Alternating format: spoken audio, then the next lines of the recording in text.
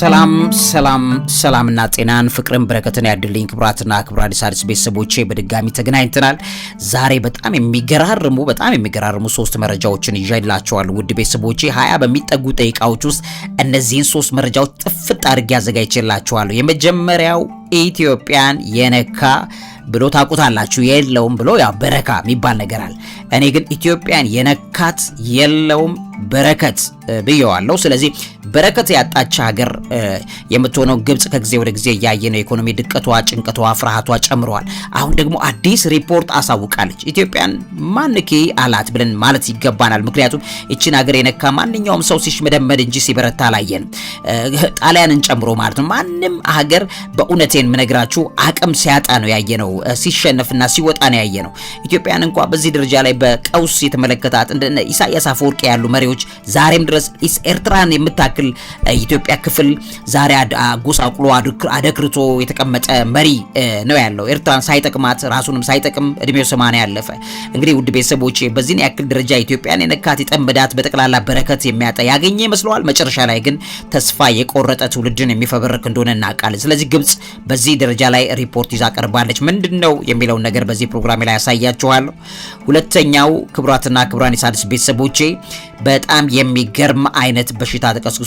ከግብረ ስጋ ግንኙነት ጋር ተያይዞ አዲስ አይነት በሽታ መቀስቀሱ እየተነገረ ይገኛል። ይሄ በሽታ እንግዲህ በግብረ ስጋ ግንኙነት ንክኪ ምክንያት የሚተላለፍ ነው። ምልክቱ እየታየ እንደሆነና ከፍተኛ ጥንቃቄ እንደሚፈልግ በጣም መጥፎ አበለሻሽቶ የሚሄድ ፊት ላይ ሁሉ ማለት ነው መጥፎ ምልክት አድርጎ የሚሄድ በሽታ እንደሆነ እየተነገረ ይገኛል። ይሄ አጋንንት በሽታ ነው ብየዋለሁ እኔ። ስለዚህ ይሄንን ምንድነው የሚለውን ነገር መጥቼ እንደገና ነግራቸዋለሁ። እግዚአብሔር በዚህ ዘመን ላይ ከብዙ ክፋት ነገር ይሰውረን ማለት ያስችላቸዋል ይሄን ፕሮግራም ሲሰሙ። ከዛ ውጪ የጀርመኑ ቻንስለር ሰሞኑን ከነዚህ ሁለት ቀናት ውስጥ ቀደም ብሎ በጣም ለዓለም መርዶ ይዘው መጥተዋል ማለት ነው። ዓለም ተስፋ ቁረጪ፣ ቀጥሎ ያለው ጊዜ እንደሚታሰበው አይደለም። ቀጥሎ የሚመጡት ነገሮች ማለት እነዚህ ነገሮች ዓለማችን እንዳበቃላት የሚያሳዩ ናቸው። የዓለም የቀደመው የነበረው ነገር በተመለከተ አሁን ካለው ነገር ጋር አነጻጽረው በትክክል የሚገርም እኔ መንፈሳዊ ትንተና የሚመስል ነው የመሰለኝ። ምክንያቱም እግዚአብሔር ቃሉን በይሄን ይደግፋል። በዚህ ደረጃ ላይ የጀርመኑ መሪ ቻንስለሩ በግልጽ ይዘውት የመጡትን ንግግር ዓለምን አወዛግበዋል። እንዴት ይሄ እንዲናገሩ ቻሉ ተብለዋል። እነዚህ ምንድነው የሚለውን ነገር መጥቼ ላሳያችሁ። ክብራትና ክብራን የሣድስ ቤተሰቦች ያለንበትን ዘመን ዋጁት ክፉ ዘመን ላይ ነው ያለነው። ይሄን ዘመን እንግዲህ ከእግዚአብሔር ጋር ከክርስቶስ ኢየሱስ ሞትና ትንሣኤ ጋር አብረን ልንሻገረው ይገባናል። የአብይ ጾም ነው እየገባ ያለው። ስለዚህ በአብይ ጾም ውስጥ የእግዚአብሔርን የክርስቶስን የትንሣኤ ኃይል የምንጠቀምበት ጊዜ እንዲመጣ ለማድረግ ልትበረቱ ልትጸልዩ እንደሚገባ ስለ ሀገራችንም ስለ ምድራችንም ስለ ልጆቻችሁም ስለ ራሳችሁም ጸልዩ እንጸልይ ማለትና ማነቃቃት ወዳለው። ለዚህ አእምሮ ምግብ አዘጋጅና አቅራቢ መምህርና ጋዜጠኛ አብይ ይልማ። እውቀት ታላቁ እግዚአብሔርን ታከብራለች። ሜሪት ሪል ስቴት በጥንታዊቷ ፒያሳ ወዳጅነት ፓርክ አጠገብ በፖስቴንሽን ቴክኖሎጂ እያስገነባናቸው የሚገኙ አፓርትመንቶችን በማስታወቂያ ዋጋ ከታላቅ ቅናሽ ጋር በ10% ቅድመ ክፍያ ለሽያጭ አቅርበናል። ባለ 1 መኝታ 771 ሺህ ብር፣ ባለ 2 መኝታ 840 ሺህ ብር እንዲሁም ባለ 3 መኝታ በ1.2 ሚሊዮን ብር ቅድመ ክፍያ ይመዝገቡ። እንዲሁም የባንክ ብድር አመቻችተናል። 70% ለሚከፍሉ 30% ቅናሽ አዘጋጅተናል። ያሉን ቦታዎች ውስን ስለሆኑ ፈጥነው በመደወል ይመዝገቡ። የመጀመሪያው ትኩረት አድርጌ ለዘርቅላችሁ የሚፈልገው የጀርመኑ ቻንስለር የተናገሩትን ነገር በተመለከተ የተነገረው ነገር ዓለም ላይ ሚዛን ደፍቷል። እሱን ማየት ያስፈልጋል።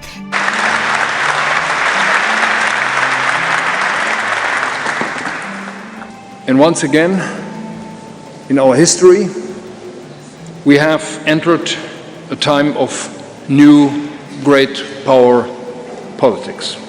በየካቲት 13 እስከ 14 2026 ዓ.ም በተካሄደ የሙኒክ የደህንነት ኮንፈረንስ አለ MSC 2026 የሚባል። በዛ ላይ የጀርመን ቻንስለር ፍሬድሪክ ሜርዝ ያደረጉት ንግግር በጣም በብዙ ውዝግብ ውስጥ ነው ያለው። እንግዲህ በግልጽ የተናገሩት ነገር አለ። ቻንስለሩ ሜርዝ በተናገሩት መሰረት ከሁለተኛው የዓለም ጦርነት በኋላ የነበረው በደንብና በስርዓት የሚመራው የነበረው ዓለም አቀፉ ስርዓት አሁን ባለው መልኩ ከእንግዲህ አይኖርም። ተስፋችሁን ቁረጡ፣ ይሄን ወቁት የሚል መልእክት በግልጽ አሳይተዋል። ምን ማለት ነው የሚለው በጣም መነጋገሪያ ሆነዋል። እንግዲህ ሲናገሩም የድሮ ስርዓትም the old world order በሚል ያስቀምጡታል። የድሮ ስርዓት ከነበረው እንከን ጋር ካሁን በኋላ ሙሉ ለሙሉ የለም ሲሉ ሜርዝ ያለውን አስቸጋሪ ሁኔታ በግልጽ አስቀምጠውታል። And China is catching up. Only a few numbers. Over the past 20 years, China has grown by around 8 ያለውን አስቸጋሪ ሁኔታ በግልጽ አስቀምጠውታል። በጉባኤው መሪው ቃሉ የነበረው የዘንድሮ የሙኒክ የደህንነት ኮንፈረንስ ርዕስ አንደር ዲስትራክሽን በመፈራረስ ላይ ያለ የሚል እንደነበረ ይታወቃልና ይሄ ዓለም አቀፍ ስርዓቱ እየተናጋ ነው። በግልጽ ያንን ያሳዩታል። ከዛ ጋር የተቀመጠው ነገር ምን ይላሉ? የዋና ኃይሎች ፖለቲካ ብለው አስቀምጠውታል። ዓለም ወደ ታላላቅ ኃያላን ፖለቲካ ግሬት ወርልድ ፖለቲክስ ወደዚህ ዘመን መግባቷን ነው ሜርዝ ያስረገጡት። ይሄን በተመለከተ አዲሱ ስርዓት the new world order በጋራ ህጎች ሳይሆን በኃይል በጥገኝነት እና ማስገደድ የሚመራ ወይም ኦቶሪቴሪያን የሆነ ስርዓት ዓለማችን ላይ ተዘርግቷል። ይሄ በነገራችን ላይ የአጋንንቱ ዓለም በዓለማችን ላይ ያደረገ ላለው ግልጽ ማሳያ እንደሆነ ታያላችሁ ማለት ነው። ውድ ቤተሰቦች ይሄ ተዘርግቷል ብለው ነው የተናገሩት ማለት ነው። ምክንያቱም the authoritarian world የሚባለውና the ቶታሊቴሪያን የሆነው ዓለም ጠቅልሎ የሚገዛበት የሚረግጥበት በቁጥር ስርዓት ዓለም ካልተዳደረች በቀር እኔ ባስቀመጡት ስርዓት ካልተጠቀምክ መግዛት፣ መሸጥ፣ መለወጥ አትችልም የሚለው ስርዓት እየተዘረጋ መሆኑን በግልጽ እሳቸው እዚህ ጋር አረጋግጠውታል። ከዚህ ጋር ተያይዞ የተናገሩት አዲሱ ስርዓት አሉ እሳቸው the new world order በጋራ ህጎች ሳይሆን በኃይል ጥገኝነት በማስገደድ የሚመራ መሆኑን በንግግራቸው ላይ አመላክተውታል። ፈጣንና ጨካኝ የሚል ቃል ተጠቅመዋል ሜርዝ። አዲሱ የዓለም አቀፍ ስርዓት ፈጣን፣ ጨካኝ፣ ያልተጠበቀ ነው ሲሉም ገልጸውታል። የአውሮፓ ነጻነት አደጋ ላይ መሆኑንም ጭምር በአዲሱ ስርዓት የአውሮፓ ነጻነት ዋስትና የለውም በሚል ሜርዝ አስጠንቅቀዋል። ከበርሊን ግንብ መውደቅ በኋላ የነበረው የአሜሪካ የበላይነት ወይም ዩኒፖላር ሞሜንት አብቅቷል በሚል በግልጽ ተናግረዋል። አሜሪካ የበላይነቷ አክትሟል በሚል አውጀውታል ማለት ነው። ከዚህ ጋር ተያይዞ የሩሲያ የዩክሬን ጦርነት በአውሮፓ የፖለቲካ ስርዓት ላይ የተከፈተ የጥቃት ድርጊት አድርገውም በግልጽ እዚህ ጋር ተናግረዋል። የቻይና አቋምን በተመለከተ ቻይና የሌሎችን ጥገኝነት በመጠቀም ዓለም አቀፍ ስርዓቱን ለራሷ ጥቅም ለመቅረጽ እየተንቀሳቀሰች ነው በሚል ተናግረዋል። ቻንስለሩ ዓለም ተስፋ ልትቆርጥ ይገባል በዚህ ዙሪያ ላይ በሚል በደንብ አድርገው አስቀምጦታል። So where in this new world of great powers will Europe end up? እንግዲህ የጀርመኑ ቻንስለር ሜርዝ አውሮፓውያን ይህንን አዲስ እውነታ ለመቀበል በአእምሯቸው ያለውን ማብሪያና ማጥፊያ ስዊቹን ማብራት አለባችሁ በሚል ተናግረዋል። የጀርመን ኃላፊነት በዚህ ላይ ጀርመን በታሪኳ ምክንያት ብቻውን የምትወስደው እርምጃ ወይም going alone በፍጹም እንደማታደርገው በፊት ብቻዋን እየሄደች የምትደረግበትን መንገድ በፍጹም ይህን ነገር ለመከላከል አትሄድም የሚለው ነገር ተናግረዋል። ሜርዝ ጀርመን በአራት አምዶች ላይ የተመሰረተ የነጻነት ፕሮግራም ወይም ፕሮግራም ኦፍ ፍሪደም እንደሚኖራት ገልጸዋል። ጀርመን የቡንደስዌር ወይም የጀርመን ጦር በአውሮፓ ውስጥ ትልቁን የተለመደ ወይ ኮንቬንሽናል ጦር እንዲሆን እያደረገች እንዳለችም ጭምር እዛ ላይ ተናግረውታል። ጀርመን በሊቱዌኒያ የጦር ብርጌድ በማሰማራት የመከላከያ አቅሟን እያሳየች ነው።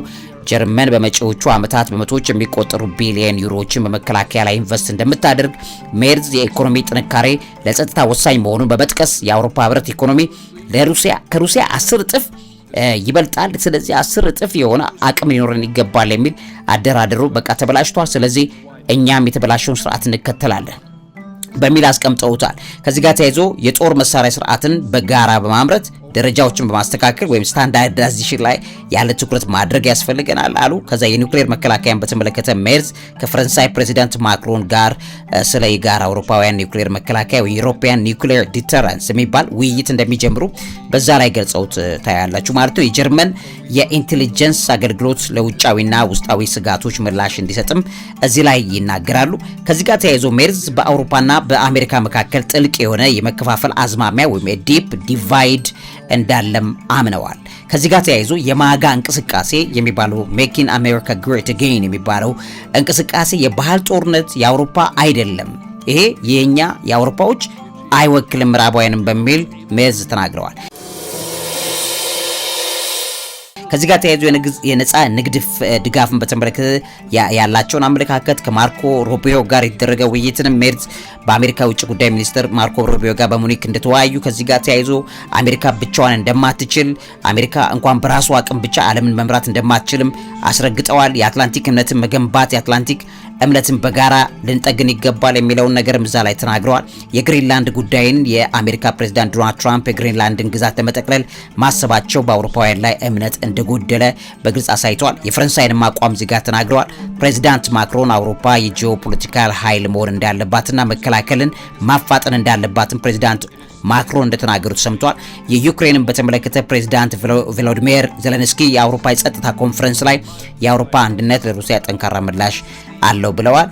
ከዛ ውጭ እንግዲህ ከ60 በላይ የሀገርና የመንግስት መሪዎች ከ50 በላይ የውጭ ጉዳይ ሚኒስትሮች የዘንድሮን የሙኒክ ኮንፈረንስ እንደታደሙ መረጃዎቹ ያመላክታሉ ማለት ነው። ስለዚህ አንድ ለዓለም የተናገሩ ተስፋ አስቆራጭ ነገር ዓለም የተሄደ የነበረበት የቀድሞ ስርዓት አብቅተዋል። አዲስ ሌላ ዝብርቅርቁ የወጣ አምባገነኖች የሚመሩበት ዓለም ልክ እንደ ትራምፕ ያሉት ነገሮች የተዘረጉበትን ስርዓት ተዘርግቷል። ስለዚህ በአካባቢ ላይ ያለ ጎረምሳ ሰፈሩን መቀጥቀጥ መግዛት የሚችልበት ስርዓት እንደተዘረጋ በግልጽ ያወጁበት ነው። ስለዚህ በኢትዮጵያ ፖለቲካና አውድ ስናመጣው በኢትዮጵያ አካባቢ ላይ የምናያቸው እንደነ ዩናይትድ አረብ ኤሚሬትስ፣ እንደ ሳዑዲ አረቢያ፣ እነ ቱርክ፣ ሌሎችም ጉልበት ለማሳየት የሚሄዱበትን መንገድ በመከተል ኢትዮጵያም የራሷን ጉልበት የምትገነባ ካልሆነ በቀር የቀጣዩ የዓለም ኦርደር በጣም ከጉልበት ውጪ መሄድ የማይቻልበት እንደሆነ የሚያሳየውን ነገር ከጀርመኑ ቻንስለር መሰማቱ ተነግሯል።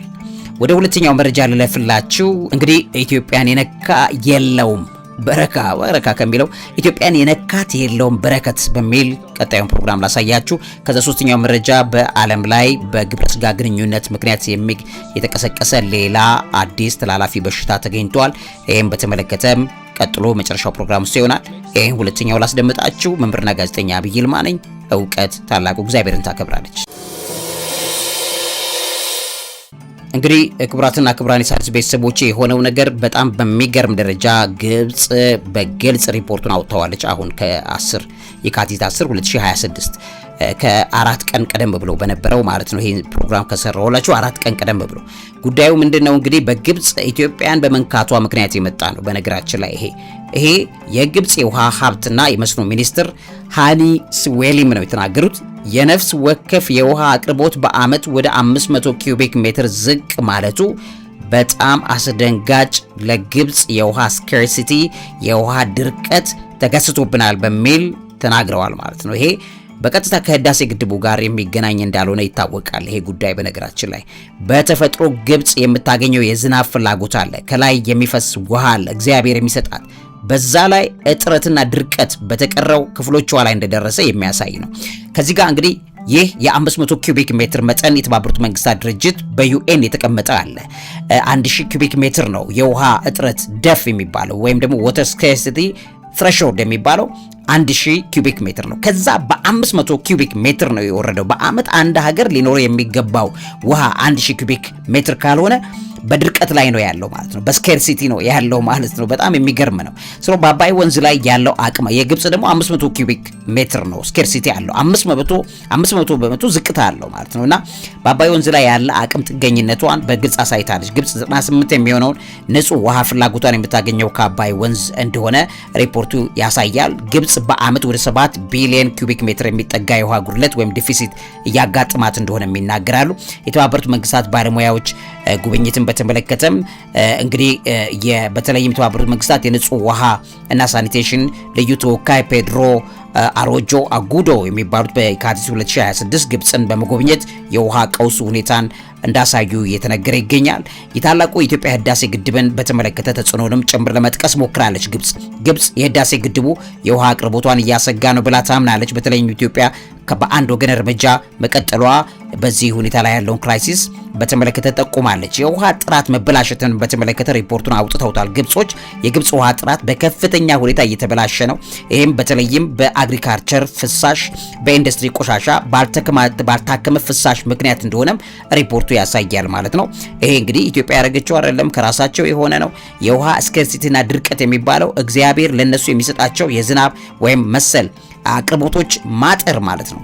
ስለዚህ ይሄንን ነው ሪፖርት እያደረገች ያለችው። ግብጽ ያለባትን የውሃ እጥረት ለመቅረፍ በኑቢያ አሸዋማ የከርሰ ምድር ውሃ ማጠራቀሚያ ወይ ኑቢያን ሳንድ ስቶር አኳፋየር ላይ ትኩረት እያደረገች ነው። ነገር ግን በጣም ከፍተኛ ገንዘብ ስለሚፈልግ አደጋ ላይ ነው ያለ ነው የሚለውን ነገር ጠቅሰዋል። የውሃ እጥረቱን ለመቅረፍ ግብጽ በስፋት የባህር ውሃ ማጣሪያ ወይም ዲሳሊኔሽን ፕሮጀክት በተለይም በዳባና በኤል ሐማም አካባቢ መገንባት የግድ ይለኛል። ነገር ግን ይህንን የባህር ውሃ አጣርቼ ወደ መጠጥ ለመቀየር የማረገው አካሄድ አሁንም ከፍተኛ ኢንጂነሪንግና አቅም ገንዘብ የሚፈልግ ነው። አሁን ባለችበት ሁኔታ ኢኮኖሚ አይፈቅድም። የግብጽ የውሃ ብክነትን በ50 በመቶ በላይ የሚሆነው በቆየ የመስኖ ዘዴዎችና የቧንቧ መፍሰስ ወይም ሊኬጅ መሆኑን ጠቁመዋል።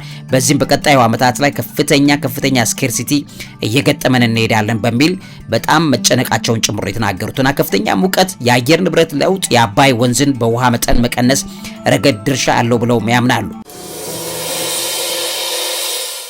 ከዚህ ውጪ እንግዲህ ፈጣን የሆነውን የግብጽን የህዝብ ቁጥር መጨመር የውሃ ፍላጎት በማሳደግ ቀውሱን አባብሶታል ብለው ተናግረዋል። ሚኒስትሩ የውሃ አጠቃቀምን ለማሻሻል የመስኖ ስርዓትን ለማዘመንና የውሃ ጥበቃ ግንዛቤዎችን ለመፍጠር መስራታችን ይቀጥላል። የካቲት 2026 በተደረገ ውይይት ግብጽ የውሃ አቅርቦትን መሰረታዊ የሰብአዊ መብትና የብሔራዊ ደህንነት ጉዳይ አድርጋ እንደምትመለከተውም በድጋሚ ለማረጋገጥ ፈልጋለች። እንግዲህ ከዚህ ጋር ተያይዞ የ2050 የተነበየ የውሃ እጥረት አለ። ይህም በተመለከተ የወቅቱ የውሃ አጠቃቀም ሁኔታ ከቀጠለ በነፍስ ወከፍ የውሃ ድርሻ በ2050 ወደ 330 ኪዩቢክ ሜትር ሊወርድ ይችላል ተብሎ በከፍተኛ ሁኔታ መሰጋቱ ሪፖርቱ ያሳያል በሚል የውሃ ሚኒስትሩ በግልጽ ተናግረውታል ማለት ነው። ይሄ እንግዲህ ከአባይ ውሃ ቀንሶብናል አይደለም፣ በተፈጥሮ ውሃ እጥረት ውስጥ ገብተናል የሚል ነው። አሁን ካለው ውሃ ግብጽ ይሄንን አታገኝም የሚባል ነው። ይሄ ኢምፕሊኬሽን እንግዲህ ለኢትዮጵያ የሚመጣ አይደለም። ከከርሰ ምድር የሚያገኙት ውሃ፣ ከዝናብ ውሃ የሚያገኙት ሌሎችን በተመለከተ ነው እያወሩ ያሉት ማለት ነው። ስለዚህ ኢትዮጵያን የነካ በረካውን በለው ኢትዮጵያን የነካት የለውም በረከት ብለነዋል። እኛ ፕሮግራማችን የቀጠለው ወደ መጨረሻው ፕሮግራም ልወስዳችሁ ውድ ቤተሰቦቼ፣ በግብረ ስጋ ግንኙነት ምክንያት የሚተላለፍ አዲስ አይነት ተላላፊ በሽታ ተገኝቷል። Welcome back to The Factor Uncensored. A very rare sexually transmitted STD has made its way to the United States. A man developed a fungal infection that is sexually transmitted in the form of ringworm. My next guest has more details on the case. And Dr. Ali joins us here on The Factor Uncensored to talk about this new STD, or is it new, Dr. Ali, that we have identified in a man in New York City? እንግዲህ ክቡራትና ክቡራን የሣድስ ቤተሰቦቼ በአሜሪካ ነው ይሄ እንግዲህ መታወቅ የቻለው። በሚኒሶታ ግዛት አዲስ እና በወሲብ ግንኙነት የሚተላለፍ የፈንገስ አይነት ወይም ሪንግ ወርም በከፍተኛ ሁኔታ የተስፋፋ መሆኑን የጤና ጥበቃ ባለስልጣናት አስተዋውቀዋል። የአሜሪካ ከዚህ ጋር ተያይዞ የሚታወቅ አለ TMV 2 የሚባል ማለት ነው ትራይኮፋይቶን የሚባል አይነት የፈንገስ ዝርያ ነው። ውድ ቤተሰቦቼ የተከሰተበት ዋና ቦታ ትልቁ ወረርሽኝ በአሁኑ ወቅት ላይ በሚኒሶታ ግዛት ውስጥ በስፋት እየተታየ ነው። በተለይም በትዊን ሲቲስ በሚባሉ ትዊን ሲቲስ አካባቢ በከፍተኛ ሁኔታ እየተላለፈ እንደሆነ እየተነገረ ነው። በሽታው በትል ተባዮች የሚመጣ ሳይሆን TMV 2 የተባለ የፈንገስ ዝርያ የሚከሰት የቆዳ ኢንፌክሽን እና በጣም አደገኛ ኢንፌክሽን እንደሆነ እየተነገረ ይገኛል። ካንሰር የሚመስል ኢንፌክሽን አይነት ነው ቅርጹ ተብሏል። እና ይሄም አዲስ የፈንገስ አይነት በአሜሪካ ለመጀመሪያ ጊዜ በኒውዮርክ ሲቲ በ2024 ተገኝቶ ወይም ታይቶ ሪፖርት ተደርጎ እንደነበረ ታውቋል። ከዛ በኋላ ነው እንግዲህ በእጅጉ የተስፋፋ የመጣው። በሚኒሶታ በጁላይ 2025 ወዲህ ከ30 በላይ የተረጋገጡ ወይም የተጠረጠሩ ጉዳዮች እንደተመዘገቡ ለመታየት ተችሏል። በሽታው በዋናነት በቀጥታ ከቆዳ ቆዳ የሚደረግ የወሲባዊ ግንኙነት ላይ መሰረት እንደሚያደርግ እየተነገረ ይገኛል። በአሁኑ ወቅት ከፍተኛ ተጽዕኖ እያሳደረ ያለው የግብረ ሰዶም መንፈስ ቅጣት ከሆኑት በሽታዎች መካከል አንዱ ነው። ሜን who have sex with men በእነዚህ መካከል በከፍተኛ ሁኔታ እየተሰራጨ ነው። እሱ ብቻ አይደለም፣ ከወንድና ከሴትም በከፍተኛ ሁኔታ እየተሰራጨ ነው። ግን ከሴትና ከወንድ ይልቅ ደግሞ በነዛ በወንዶቹ ላይ ከፍተኛ ብዛት እንዳለው እየተነገረ ይገኛል። ምልክቶቹ በብብት፣ በብልት፣ በመራቢያ አካል ላይ፣ በመቀመጫ ላይ፣ በታችኛው የሆድ ክፍል እንደገና ፊት ላይ በጣም የሚገርማችሁ ፊት ላይ ሁሉ የሚያሳክክ በጣም የሚያስጠላ ካንሰር የሚመስል ቀይና የተቃጠለ ክብ ቅርጽ ያለው ሽፍታ ይዞ ይመጣል ማለት ነው። እና ይሄ ልክ እንደ ኤግዜማ ወይም ኤክማ ተብሎ ኤግዜማ ይሉታል። በሌሎች የቆዳ በሽታዎች አሉና በጣም ከባድ የሚባሉት እንደ ሽፍታ አይነት ሆኖ ነው የሚመጣውና ተመሳሳይ አይነት መልክና ቅርጽ እንዳለው ይነገራል። ሕክምናው ረጅም ጊዜ ሊወስድ ይችላል። ለምሳሌ እስከ 12 ሳምንታት 3 ወራት በአፍ ውስጥ የፈንገስ መድኃኒት መውሰድ የሚቻልበት ነገር እንደ ምልክት ይታያል ወይም እንደ ማሻሻያ ሊታይ ከቻለ ተብሎ እየተሞከረ ነው ያለው። ዶክተሮች እንግዲህ ስቴሮይድ የያዙ ክሬሞች በብዛት የሚጠቀሙ ሰዎችንም ጭምር በዚህ ላይ በጣም በከፍተኛ ሁኔታ ተጠቂ ናቸው ተብሏል። በኒውዮርክ የተገኘው የመጀመሪያው ታካሚ ወደ እንግሊዝ፣ ግሪክና ካሊፎርኒያ ከተጓዘ በኋላ የበሽታው ምልክት በዛም አካባቢ ላይ የተስፋፋ ነው ተብሎ እየተነገረ እንደሚገኝ መረጃዎቹ ያሳያሉና ይሄም የፈንገስ አይነት ከዚህ ቀደም በደቡብ ምስራቅ እስያ በሴክስ ቱሪዝም እና በአውሮፓ ውስጥ ሲዘዋወር የቆየ ነው ተብሏል። ነገር ግን አሁን በግልጽ እየወጣ እንደተገኘ እየተነገረ ነው። በአግባቡ ካልታከመ የማያቋርጥ የቆዳ መቆረጥ፣ ጠባሳ እንደገናም ደግሞ ካንሰር የሚመስል እንደ ባክቴሪያ ኢንፌክሽን ሁሉ ሊያስከትል እንደሚችል በጣም ከባድ እንደሆነ እየተነገረ ነው ያለው። ምልክቶቹ ካሉ ወሲባዊ ግንኙነት ማቆም፣ የግል ቁሳቁሶችን፣ ፎጣ፣ ልብስ አለማጋራት፣ ከፍተኛ የሙቀት መጠን ውሃዎችን በዛ የማጠብ ነገር ምናልባት ሊያግዝ ይችላል። ከዛ ውጪ የግብረ ስጋ ግንኙነት መጫወቻ ቶይስ ሴክስ ቶይስ የሚባሉት የፈንገስ በጣም በሚገርም መተላለፊያዎች እንደሆኑ እየተነገረ ይገኛል። እንግዲህ ከዚህ ጋር ተያይዞ ከሌሎች የሪንግ ወርም አይነቶች ይልቅ ይሄ በጣም አሰቃቂ ከባድ ሽፍታን ሊፈጥር የሚችል ቆዳን ሊያፈረካክስ የሚችል እንደሆነ እየተነገረ ይገኛል። የቆዳ ናሙና በመውሰድ ፈንጋል ከልቸር የሚረጋገጥ ነው ይሄ። ስለዚህ ላቦራቶሪ የግድ መወሰድና መታየት እንዳለበት ሰውየው ምልክት ካለበት መረጃዎቹ ያሳያሉ። የታመመ ሰው በቅርብ ወሲባዊ አጋሮቹን ማሳወቅ፣ አጋሮቹ ምርመራ እንዲያደርጉ እንደሚመክርም ጭምር ይናገራሉ ሳይንቲስቶቹ። እንግዲህ በፈንገስ የሚመጣው ይሄ የወሲብ በሽታ ኤስቲአይ በአሁኑ ጊዜ በዓለም አቀፍ ደረጃ ላይ አዲስ የህዝብ ጤና ስጋት እየሆነ መምጣቱ በእነዚህ ቀናቶች ውስጥ እየተነገረ እንዳለና በሽታው በጣም የሚተላለፍ ቢሆንም ትክክለኛ የጸረ ፈንገስ መድኃኒት ሙሉ በሙሉ ሊያድነው እንደማይችል የሚነገር አይነት ምልክቶች እየታዩበት ነው እየተባለ እየተነገረ ይገኛል ማለት ነው። ገና አዲስ እየተቀሰቀሰ ያለ ችግር ስለሆነ ምን ያህል የጸረ ፈንገስ መድኃኒቶች ሙሉ ለሙሉ ሊያድኑ እንደሚችሉ እስካሁን የታወቀ አይደለም። ግማሹ ሰው ይድናል፣ ግማሹ አይድንም። ነገር ግን በጣም አደገኛ የሚባል ቆዳን የሚያበለሻሽ እና የቆዳ ላይ ምልክት አድርጎ የሚያልፍ በጣም ከባድ በሽታ ነው ተብሎ እየተነገረ ይገኛል። ስለዚህ ማንኛውም ያልተለመደ ሽፍታ በብልት አካባቢ ላይ ከታየ ወዲያውኑ ወደ ሐኪም ቤት በመሄድ መመርመር፣ በዚህ ጉዳይ ላይ ጥናት የሚያደርጉ አካላትን መቅረብ፣ መጠየቅ ያስፈልጋል የሚለው የሳይንቲስቶቹ ምክርን በተመለከተ በዚህ ፕሮግራም ላይ ላካፍላችሁ ብዬ ነው። ዘንድሮ ጎንዶሮ ነው። ያው ብዙ ማይሰማ ነገር የለም። በየጊዜውና በየደቂቃው የሚነገሩት ነገሮች ይከብዳሉ። የእግዚአብሔር ቸርነት፣ የእግዚአብሔር ፍቅርና ረድኤት እንደገናም ጥበቃው ክርስቶስ ኢየሱስ የሞተልንነኛና ሕይወቱን ሰጥቶናልና ከዚህ ሁሉ ጭንቀትና ፍርሃት ሕይወታችን ገላግሎ ነፃ የምንወጣበትን ዘመን እንዲሰጠን መልካም ምኞቴንና ጸሎቴን ማካፈል ወዳለው። የሞትና የትንሣኤው ኃይል በሕይወታችን ላይ የሚገባ ማንኛውም የርኩሱ ዓለም ተግባርና እቅድ እንደገናም ደግሞ ፍርሃት ፈጣሪ ኃይሎችን በጠቅላላ እንዲገለብጥልን በመስቀሉ ኃይል የዲያብሎስን አሰራር በሕይወታችን ላይ እንዳይሰለጥን እንዲያስርልን እንጸልያለን። ለዚህ የአእምሮ ምግብ አዘጋጅና አቅራቢ መምህርና ጋዜጠኛ ዐቢይ ይልማ። እውቀት ታላቁ እግዚአብሔርን ታከብራለች።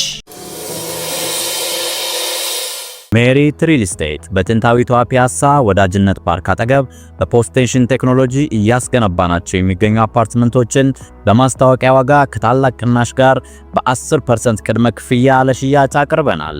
ባለ 1 መኝታ 771 ሺህ ብር፣ ባለ 2 መኝታ 840 ሺህ ብር እንዲሁም ባለ 3 መኝታ በ1.2 ሚሊዮን ብር ቅድመ ክፍያ ይመዝገቡ። እንዲሁም የባንክ ብድር አመቻችተናል። 70% ለሚከፍሉ 30% ቅናሽ አዘጋጅተናል። ያሉን ቦታዎች ውስን ስለሆኑ ፈጥነው በመደወል ይመዝገቡ።